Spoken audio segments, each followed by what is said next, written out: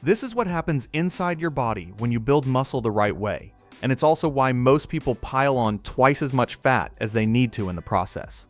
Over the next 12 minutes, I'm going to break down the complete science of a lean bulk, including the biology of how a muscle fiber actually grows, the exact protein number researchers say is the ceiling, the realistic rate of muscle gain you can expect, and the training and recovery rules that decide whether the calories you eat turn into muscle or settle as fat. Let's begin with the actual mechanism, because this is the part most fitness videos skip past, and it's also the part that makes everything else click into place. Your muscle tissue is not static. Right now, while you're watching this, the proteins inside your muscle fibers are being broken down and rebuilt constantly. And in healthy, recreationally active individuals, skeletal muscle proteins turn over at roughly 1.2% per day. A meaningful percentage of your muscle gets recycled every single day. Whether you gain muscle, lose muscle, or stay exactly where you are comes down to one equation, and that equation is muscle protein synthesis versus muscle protein breakdown. When synthesis runs higher than breakdown over weeks and months, you grow. When breakdown wins, you shrink. That's the entire game. The real question is, what tips that balance toward growth? And to answer it, I need to bring up the foundational paper in this whole field. Back in 2010, Brad Schoenfeld, a researcher at Lehman College, published what became one of the most cited papers in the entire hypertrophy literature, titled The Mechanisms of Muscle Hypertrophy and Their Application to Resistance Training, in the Journal of Strength and Conditioning Research. Inside that paper, he proposed that 3 primary factors trigger the hypertrophic response. First on the list is mechanical tension. Tension comes from the force placed on your muscle fibers when you lift heavy weight or push a set close to failure, and it's now widely treated as the dominant driver of muscle growth. Second comes metabolic stress, which is the burning sensation you feel when metabolites like lactate and hydrogen ions accumulate during higher rep, shorter rest training. That pumped, on-fire feeling has a real physiological signature. Third on the list is muscle damage, which refers to the microtrauma your fibers take that triggers a repair response. Here's the thing though, more recent work from Damas and colleagues in 2018 has pushed back hard on this one. The current direction in the literature treats muscle damage as more of a side effect of training rather than a true independent driver of hypertrophy, and excess damage can actually interfere with how often you can train, which hurts your gains. When the right stimulus hits the muscle, your body adds new contractile proteins called actin and myosin, and it adds sarcomeres in parallel inside the fiber. The fiber thickens, cross-sectional area climbs. That, mechanically speaking, is what muscle growth actually is. The whole job of a lean bulk, then, is to create the right stimulus so synthesis runs hot, while delivering the raw materials for construction, without flooding your body with so many extra calories that the leftovers end up parked as body fat. Which brings me to the most important macronutrient in the entire conversation. For decades, the fitness industry has thrown around protein numbers ranging from absurdly low to genuinely ridiculous. The actual research is far more settled than people realize. Back in 2017, the International Society of Sports Nutrition published its updated position stand on protein and exercise, led by Ralph Yager and a panel of researchers. And their conclusion landed on a daily protein intake of 1.4 to 2.0 grams per kilogram of body weight per day, as sufficient for most exercising individuals. The real landmark study arrived a year later. Robert Morton, working out of Stuart Phillips's lab at McMaster University in Canada, published a meta-analysis in the British Journal of Sports Medicine that pulled together 49 studies and 1,863 participants, which made it the largest analysis ever performed on this question at the time. His co-authors read like a who's who of evidence-based fitness, including Brad Schoenfeld, Menno Henselmans, Eric Helms, Alan Aragon, and James Krieger. What they uncovered changed how people prescribe protein. Protein supplementation paired with resistance training increased fat-free mass by an average of around 0.30 kilograms across the studies analyzed. But the bigger finding was the ceiling, 1.62 grams per kilogram of body weight per day. That's where gains plateaued, and beyond that threshold, no further increase in muscle mass was observed. Morton put it this way in the press release for the paper, quote, "There have been mixed messages sent to clinicians, dietitians, and ultimately practitioners about the efficacy of protein supplementation," end quote. The Morton paper was an attempt to settle that argument with the largest dataset available. In practical terms, somewhere between 1.6 and 2.2 grams per kilogram of body weight is the evidence-based range, and many lifters use roughly 1 gram per pound of body weight as a clean upper bound target that sits comfortably inside that range. Per meal, the ISSN position stand recommends 0.25 grams per kilogram of high-quality protein, or an absolute dose between 20 and 40 grams per serving, to maximally stimulate muscle protein synthesis. One more interesting wrinkle from that same position stand is pre-sleep casein, where 30 to 40 grams of casein protein before bed has been shown to increase overnight muscle protein synthesis without affecting fat breakdown. This next part is where a lot of lifters get to relax. For years, gym culture insisted you had to slam a protein shake within 30 to 60 minutes of finishing your workout, or your gains would evaporate. That entire idea has been largely dismantled. In 2013, Schoenfeld, Aragon, and Krieger published a meta-analysis in the Journal of the International Society of Sports Nutrition that pulled together 23 studies and 525 subjects looking at hypertrophy outcomes, and their conclusion was unambiguous. Once total daily protein intake was equated, the timing effect largely disappeared, and total protein intake turned out to be the strongest predictor of muscle growth, not the precise timing around your workout. Aragon and Schoenfeld also argued in a separate review that the so-called anabolic window may actually stretch as long as 4 to 6 hours around a training session, depending on the size and composition of the meal you ate. The rule is much simpler than the supplement industry wanted you to believe. Hit your daily protein number, spread it across multiple meals, and stop watching the clock. That covers the building blocks. Now let's address the calories that surround them. Gaining muscle requires being in a caloric surplus, and that part is real. The question is how big that surplus actually needs to be. The old bodybuilding tradition of eat big to get big, with thousands of calories above maintenance, leads to one outcome, and that outcome is a lot of fat gain for very little extra muscle. The research-derived range turns out to be much smaller than people assume. Iraqi and colleagues recommended a 5 to 15% surplus above maintenance for off-season natural bodybuilders.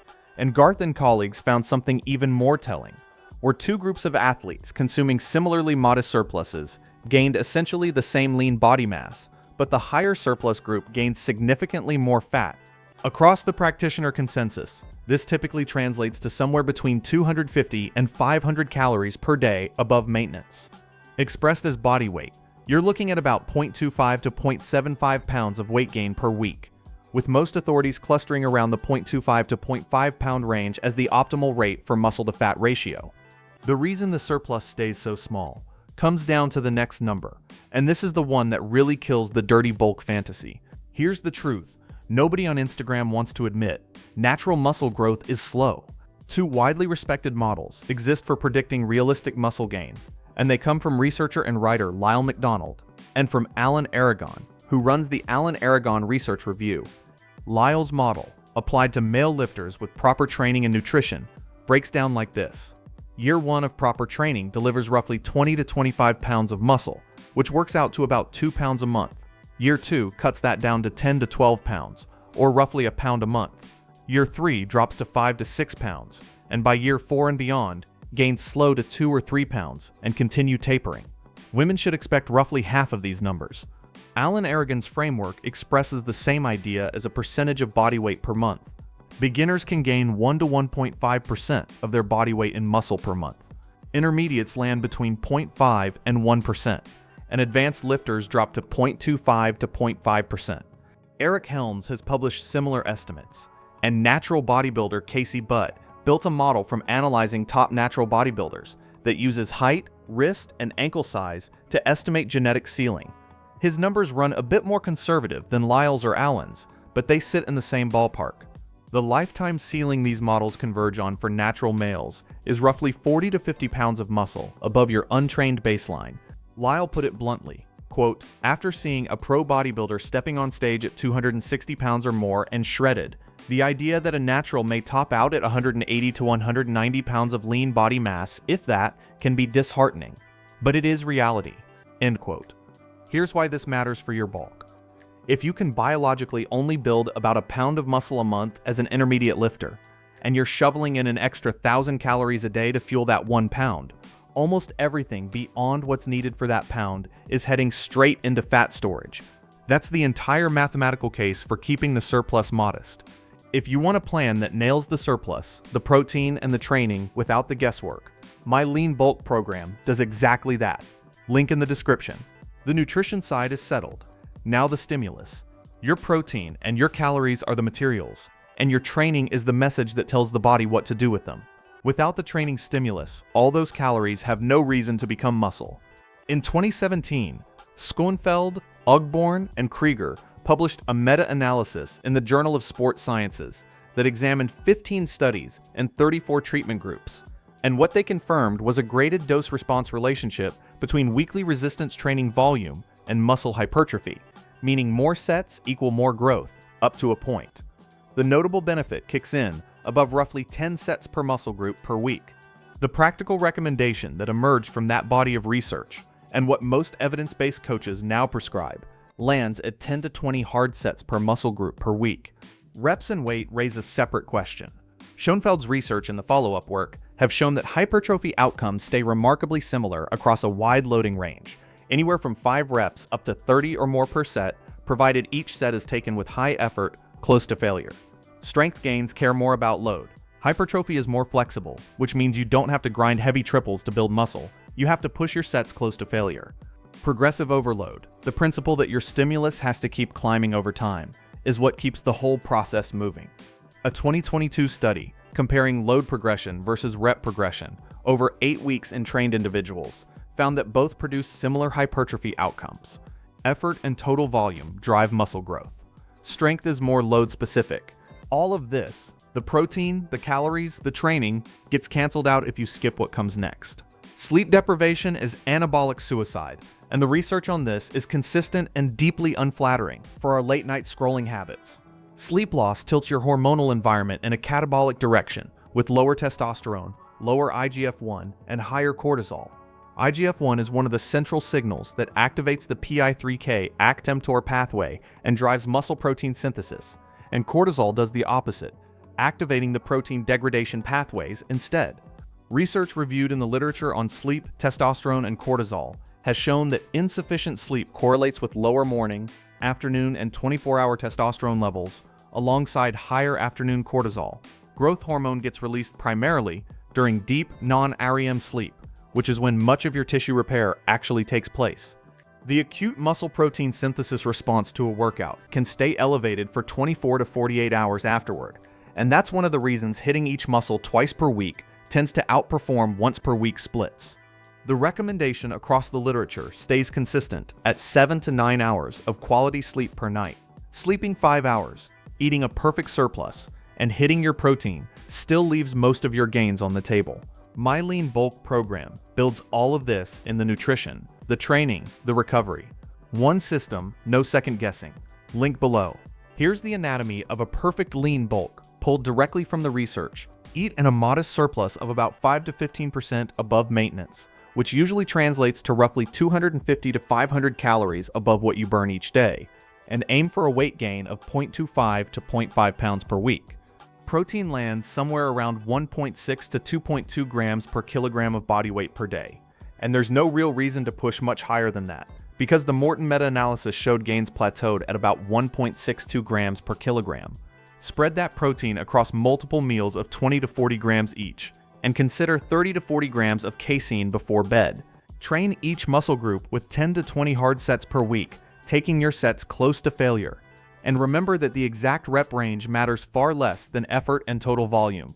Apply progressive overload, meaning you keep adding weight, reps, or sets over time.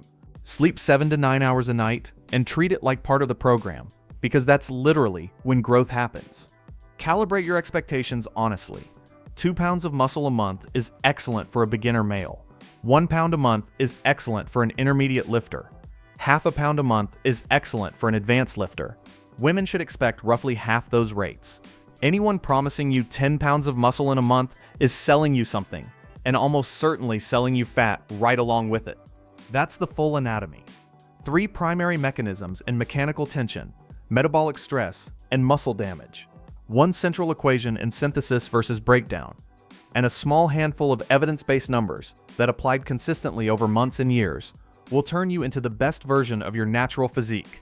If you're ready to apply the science instead of just learning it, my Lean Bulk program gives you the full plan. Grab it in the description.